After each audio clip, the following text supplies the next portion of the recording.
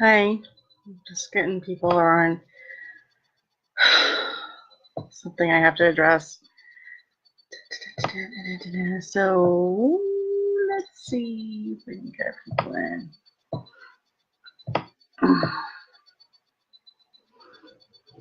Just let me know who's here. Put it in the chat room if you wouldn't mind.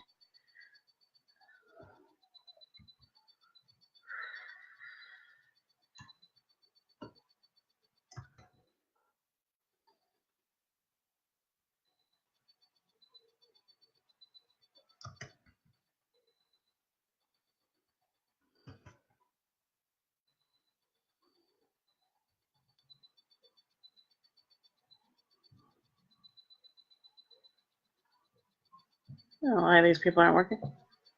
There.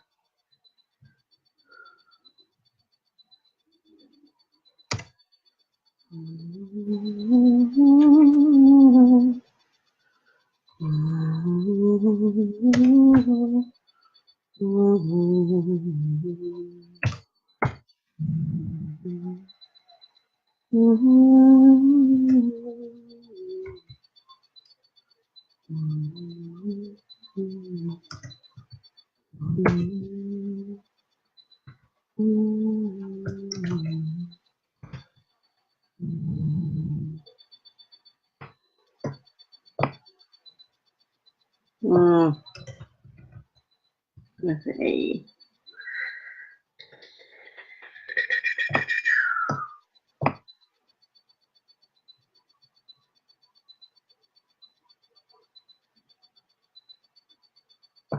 All right, I'm just gonna do this. All right, hi Jesse, hi Chelsea. So there's something I need to address, and it's really, hey, can you put this in the chat room at all, Chris? Can you put this in the? I don't know how to link it. Do you know how to link it to like the chat rooms and stuff? So what we're addressing is the abortion issue again. I'm just gonna read a Bible verse. It's Proverbs. What does God hate? What does God hate? 6 things which the Lord hates. Yes, 7, which is an abomination. Thank you for linking that. And there will be no healing. There are 6 things, and 7 which are abomination: a lying, haughty eyes, lying tongue, hands that shed innocent blood, a heart that devises wicked plans, feet that run rapidly to evil, a false witness who utters lies, and one who spreads strife among the brethren. Okay, so, hi Diane. So that's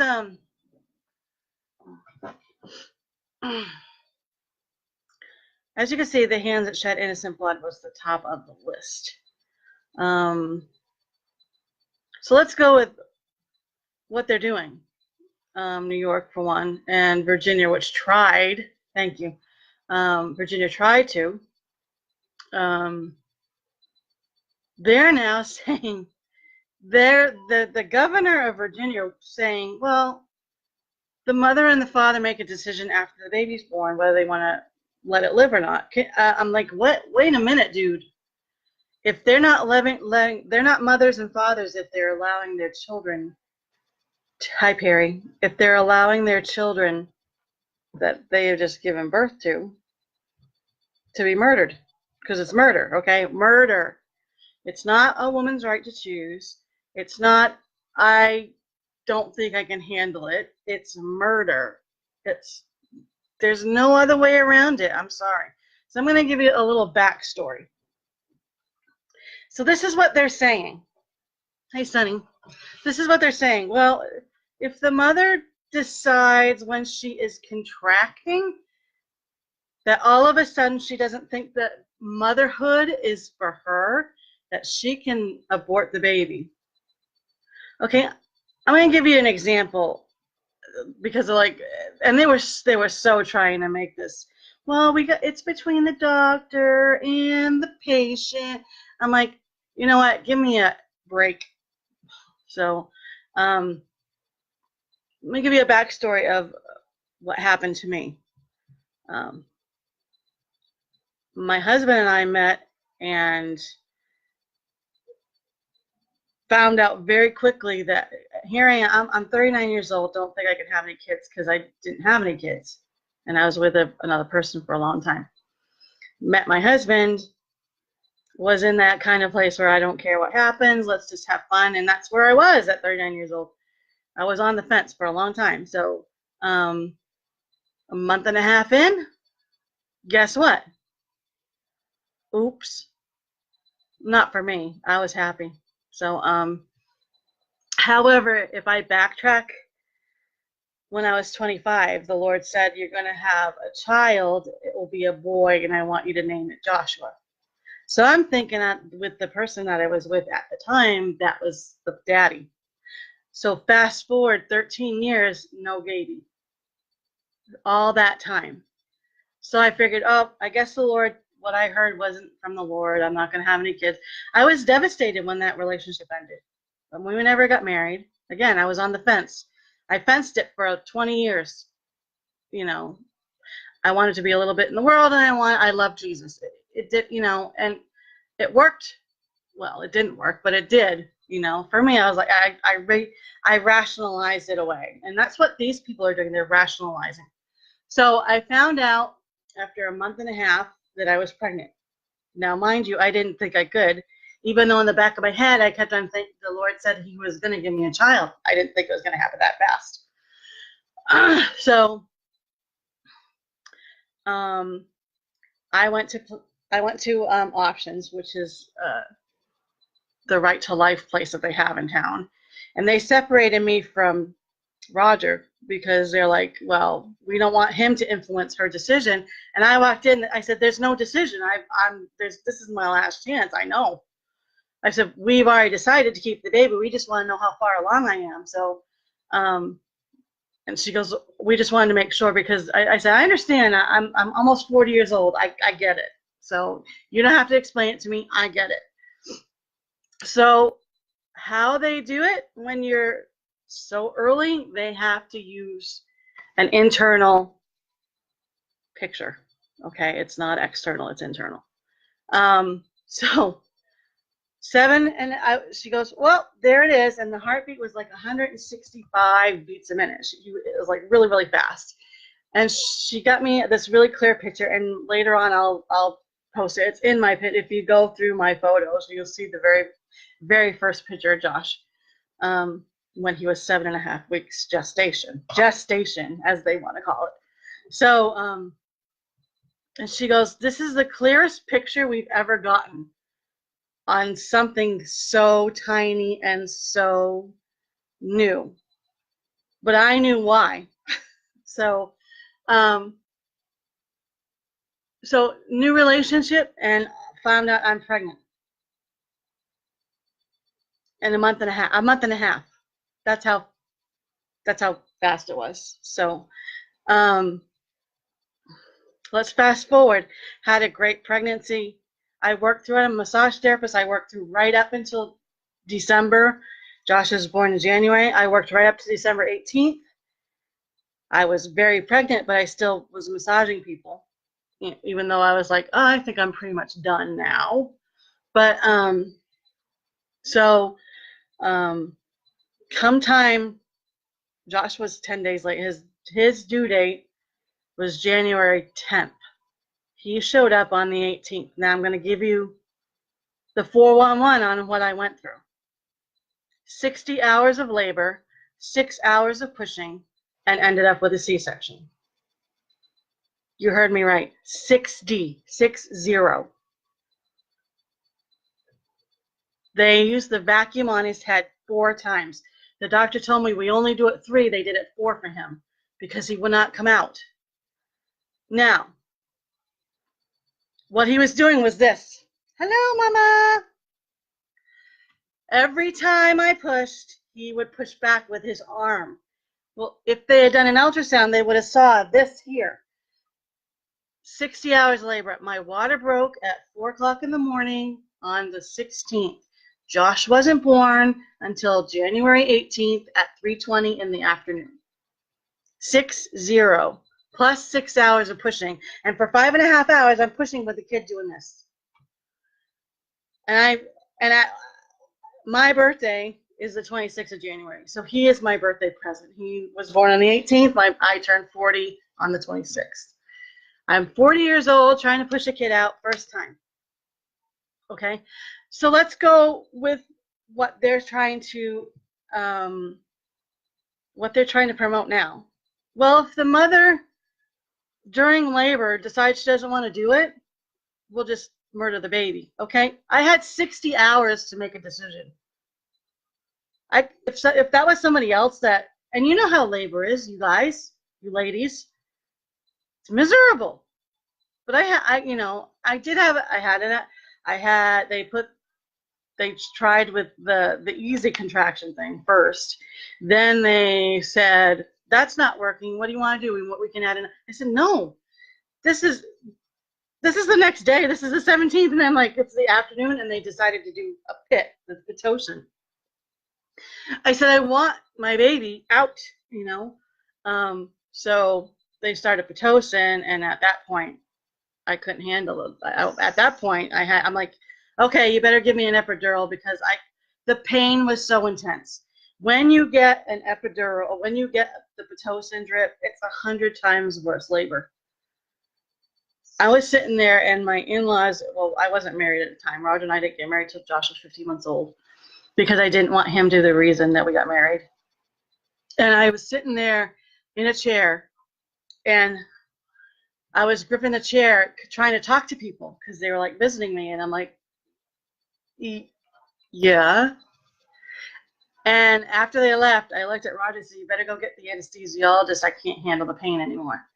So can you imagine somebody in labor? Because they said, well, if the lady decides that she mentally can't handle it, when you're in labor, you're out of your mind. You're out of your mind in pain. So they're going to let a woman, this is their logic. This is their logic. They're going to let a woman in pain make a decision. I can't do this anymore. I don't want to be a mother. In pain. You're not rational when you're in pain like that. You're not. So I was thinking about this today. This is why I came on. I said, their rationale is, well, you don't have any rationale when you're in labor. You don't. You're in pain. All you want to do is stop the pain. So you're going to let a woman who's carried a baby for 9 months and then all of a sudden decides, I don't think I want to be a mother anymore. Yeah, most people don't want to be mothers during labor because they don't want to do that. But once they see the baby, it's all over, right? I mean, that was not me.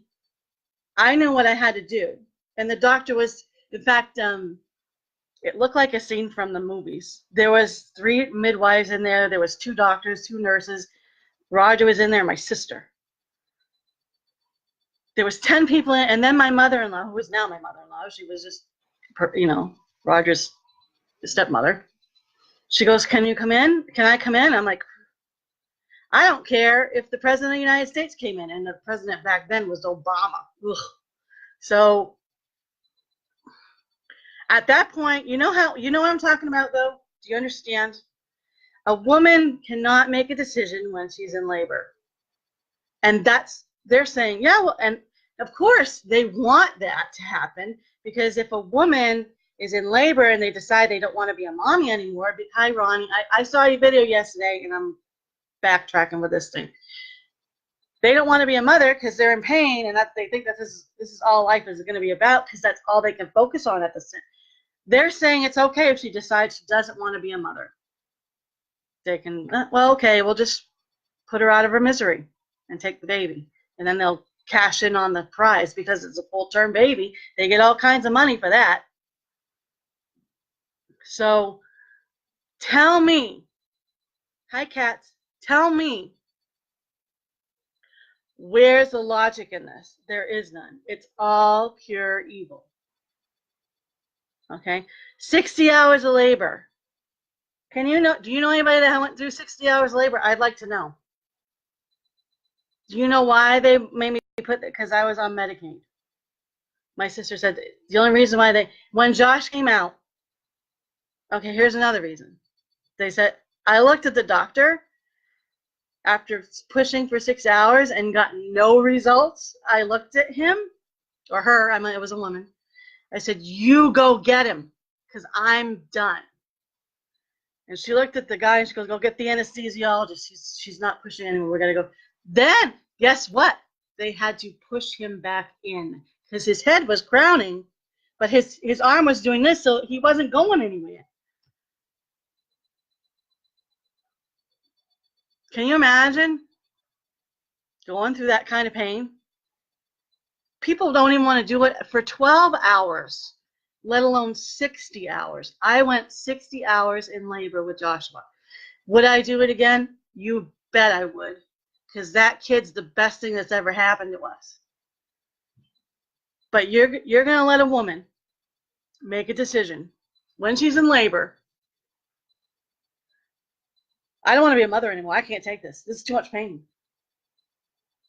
They're going to let the woman do that?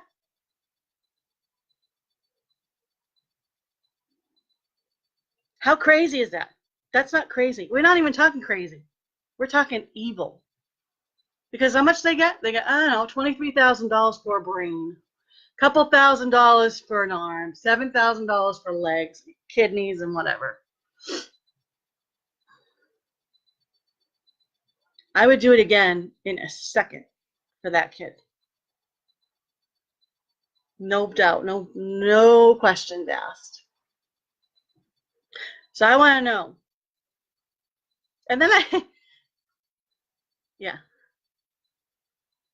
yeah, 25,000. Thanks, Ron.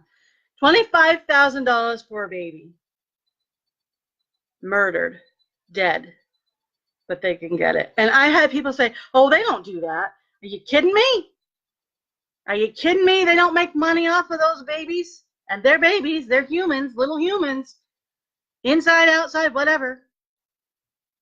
My little boy, when I first saw him at 7.5 weeks, he was 7 weeks, 2 days, or 7 weeks, 5 days, something like that. So I think it was 7.2. He looked like a little Teddy Graham. And the girl said, the nurse at Options for Women in Dover, she goes, I've never had such a clear picture of a fetus that tiny. You can see him. He's there. If you go back in my pictures, way back, you'll see him. And then so at this point, oh, really? Yes, because do you know, okay, let's go into the spiritual aspect of this. They feed off of the blood. These abortionists, the Satanists. What was it? Did you post that, Ron? Did you post that picture? Somebody posted a video, and you could hear the demon in the abortionists. And I'm not going to call them doctors because they're not. If you're taking a life, you're not a doctor. You're a murderer. The murderer's voice, you could hear the demon laughing and I love it. He said, I love it. Because they're feeding off of the blood. They're feeding off of the blood of those innocent babies. Think about Jesus and the lamb to the slaughter. These babies, the unborn babies and the babies that now they want to do infanticide. We'll give birth to the baby, and then maybe if the mother doesn't want it, we'll kill it too. Hey, how about adoption, you dummy? But they don't want that. They want the money. The money. Okay? So you could hear the demon in this guy's voice. And it's not the first time I've heard demons' voices. Now, I got accused of being a false prophet. I never, ever claimed to be. Anybody here say, have I ever said I was a prophet, a prophetess? Anybody? No. Do I have gifts that the Lord gives me? Yes, but we all do. It's whether you choose to use it or not. But there goes the second one in Proverbs 6. accuser of the brethren. Now, I'm like, he doesn't know me from Adam. And he comes on my page and says, you're a false prophet. And I'm like, I never claimed to be a false prophet. I'm telling you what the Lord said to me. Now, if you choose, you could hear the Lord too, okay? But if you don't want to, he ain't going to talk to you, okay? He talks to me, and I listen. Sometimes I don't. That's why that 20-year sabbatical, me being on the fence, okay? So he said, I will repay. Now, let's fast forward to yesterday and the weather. It's colder here in the United States than it is in Antarctica and Siberia. Now, if you don't think God is repaying, then you need to go back in your Bible and read, because he is. It's colder in the United States, the northern United States, and that includes New York,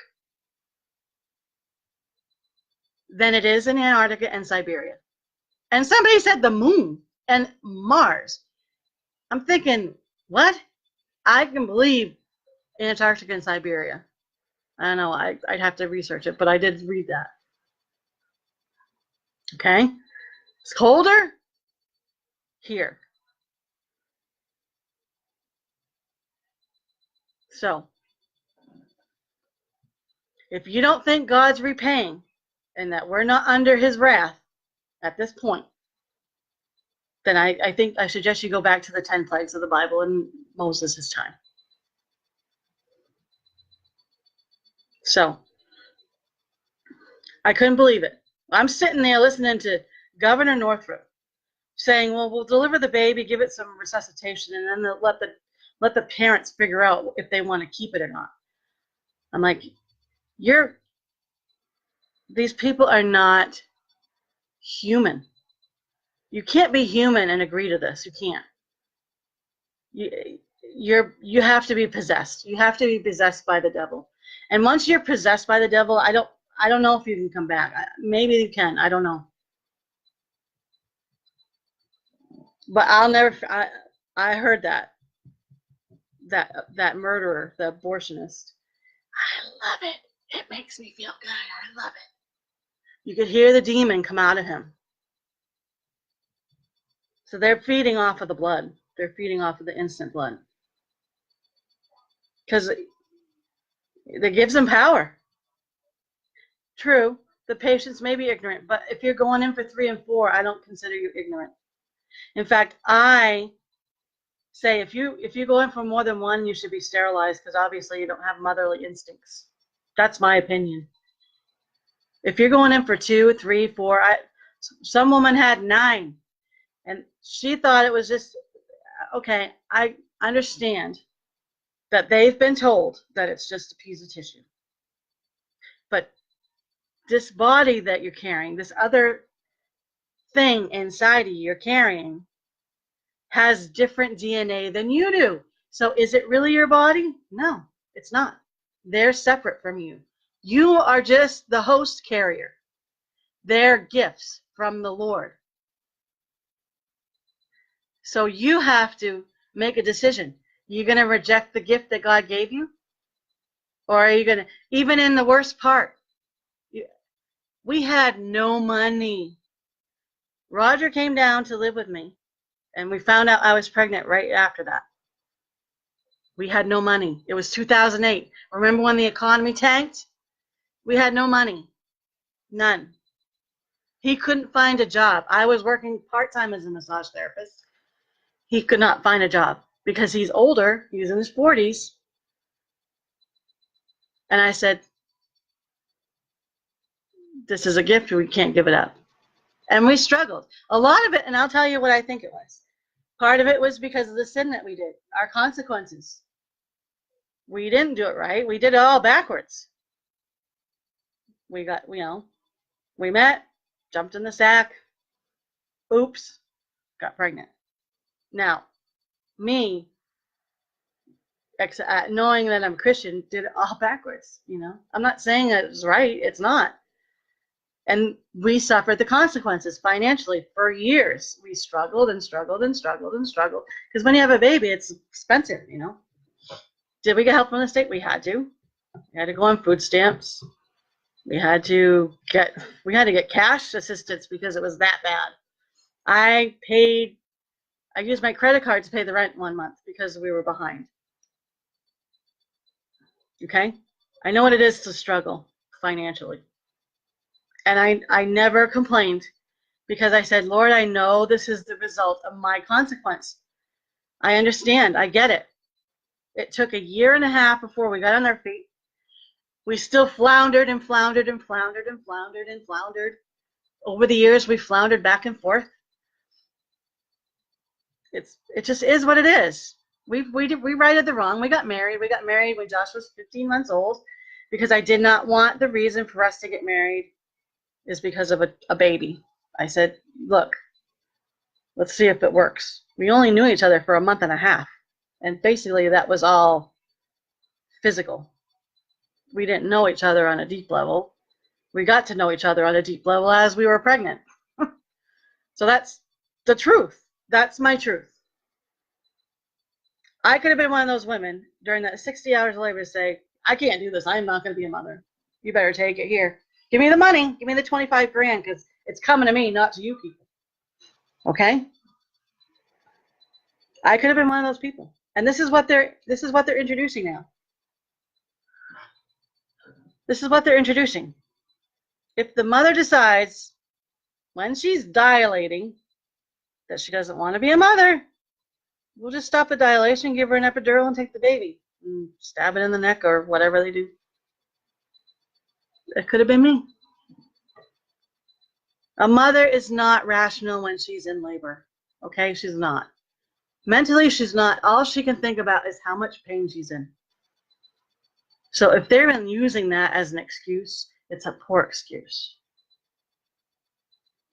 I don't regret how my life turned out.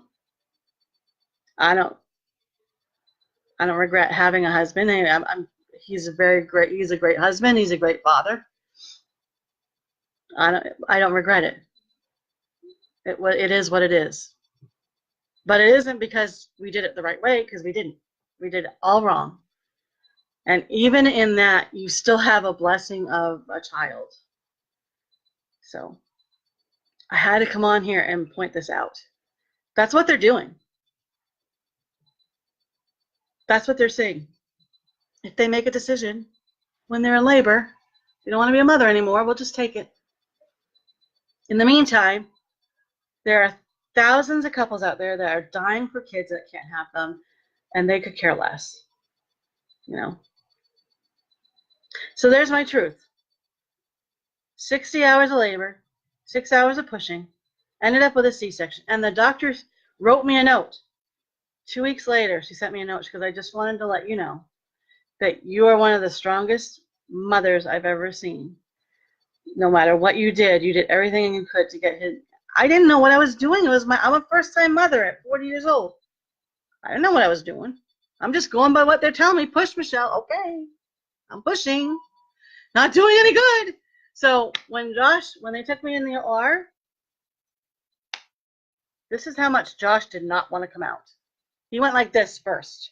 Arm went up, which is the arm that was doing this. He went like this, as if to say, no. Then he flipped over and showed his butt. Said, kiss my butt, I'm coming out. Then they pulled him out and he peed on the doctor. That's my son. So, welcome back, Ron. And I didn't hold my baby, and I went into shock. I was in shock. They had me laying flat. I was speaking gibberish according to my sister. She goes, I didn't know what you're. Oh, shoot, Dover schools. I have a feeling they're going to tell us for a 2-hour delay.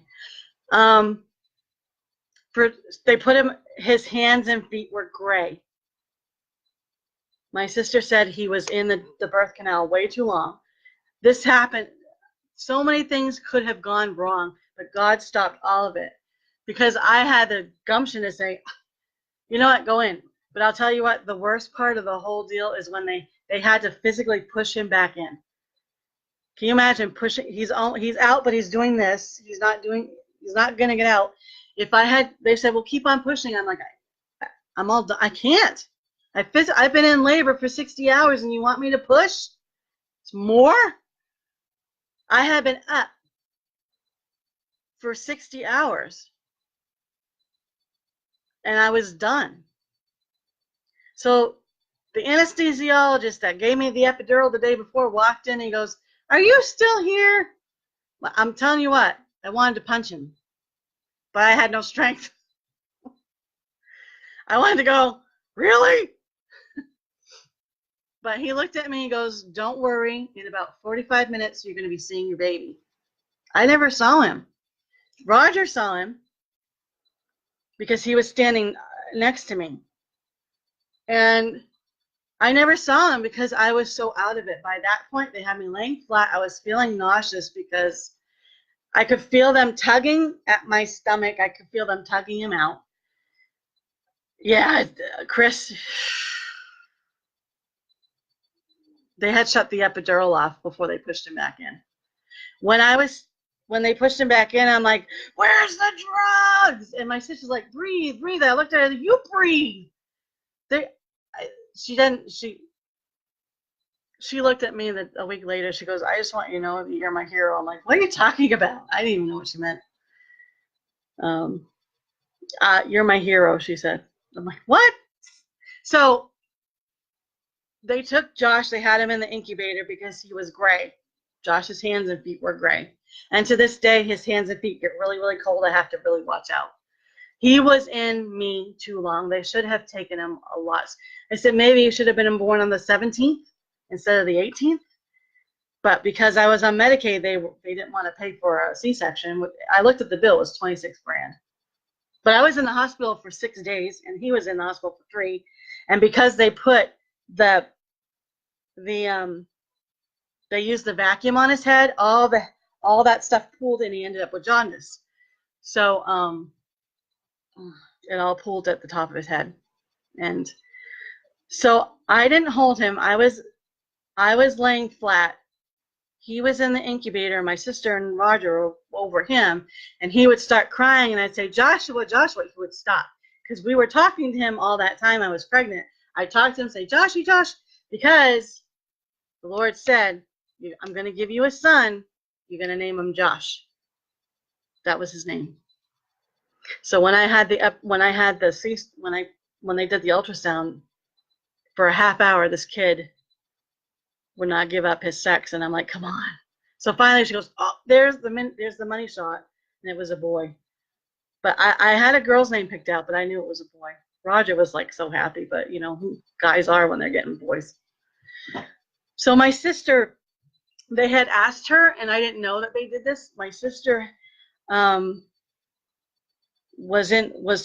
she was holding Josh's hand. She would put her finger in so he could hold it because I couldn't do anything.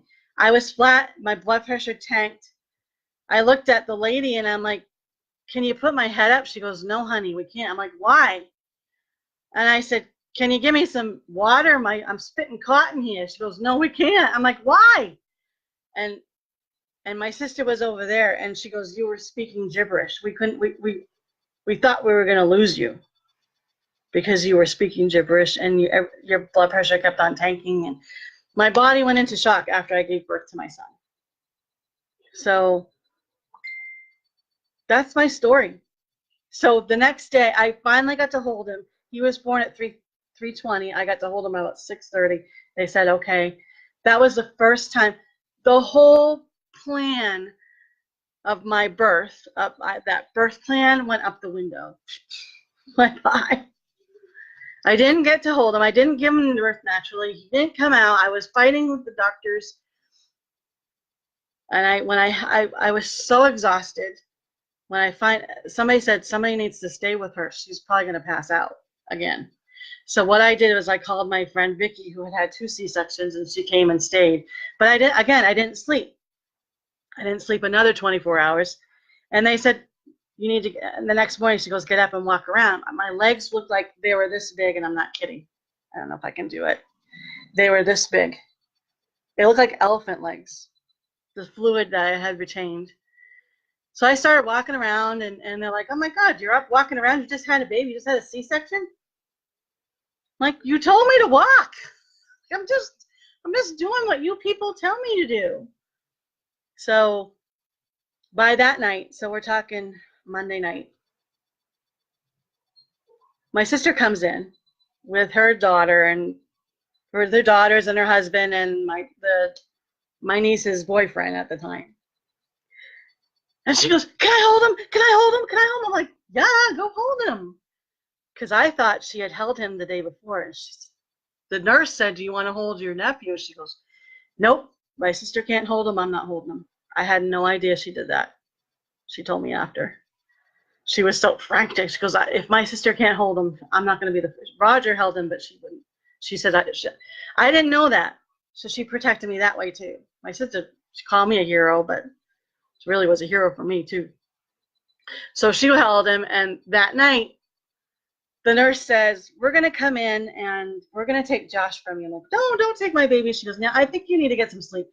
As soon as she pulled him away, I passed out. She knew, they knew I was going to pass out. I passed out, and then I hear,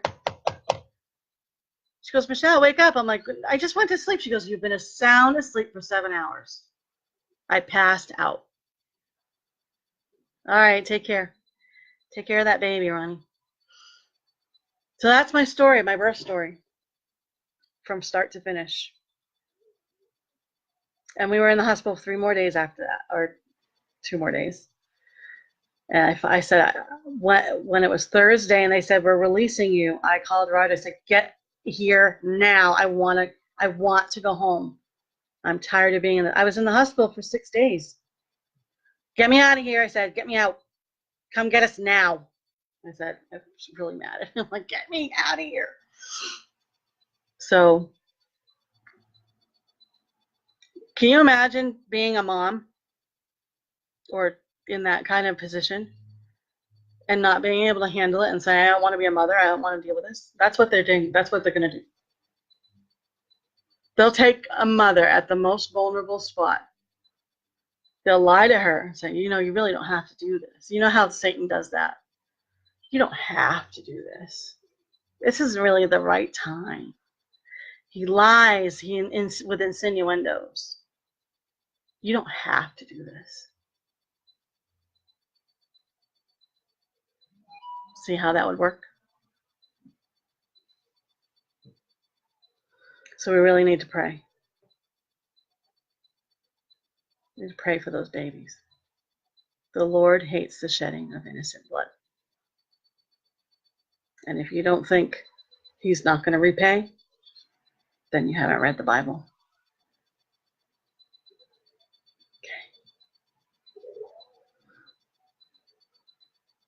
Okay. Anyway, that's my story. I had to share it because I could have been one of those people. Yeah, I could have been one of those people that said, I can't do this now. It was so bad. It was a bad birth. I had a great pregnancy. Somebody could have a great pregnancy and have a horrible labor and make a decision, in a rash decision like that. So I can't do it. You see my son? Every day I kiss that kid's head. And you can hear him laughing, and I don't know if you can, but he's in there giggling. His giggle will light up the worst day. I can't imagine my life without him. But again, he was a prophecy. Now, I'm not a prophet. I don't claim to be a prophetess, but I did hear the Lord's voice. And it was in a time where I was really down. I wanted to die. And this is what I heard. I was 24, 25 years old. I was in the shower and I was crying my eyes out. I'm like, I can't take this anymore. I don't want to be here anymore. And do you know what I heard?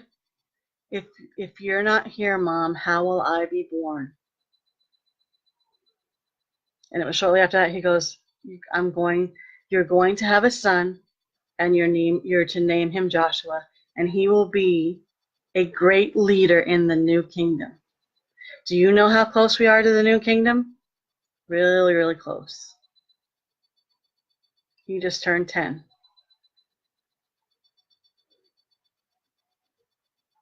He was saved on August 1st, 2 years ago, 2000.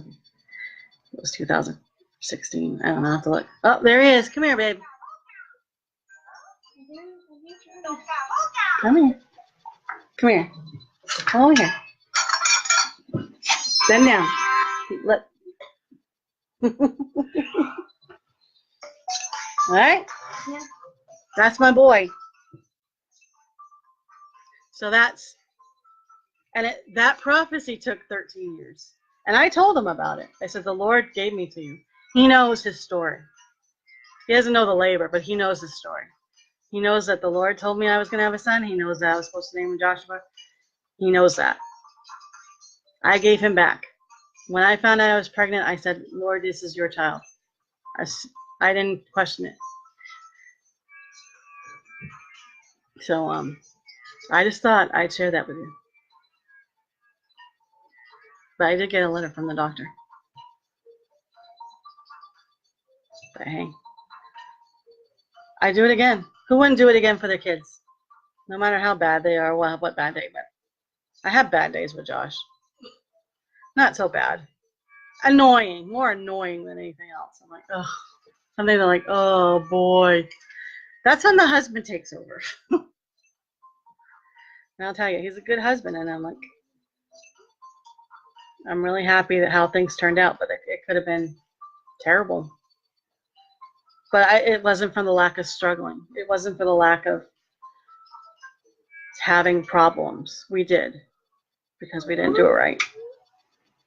So I don't recommend it doing my way. I don't recommend doing it that way. But I'm not sad at how it came out. It was a struggle. But it was my fault. I admit it. I said, the Lord, I know why this is happening to us, and I accept it. So anyway, please share this. People need to know. But that's what they're offering to these women. In a horrible, if you're in labor and you decide that you don't want to be a mother, you can. You can't make a rational decision, especially if in my case. I wasn't rational. I'll admit it.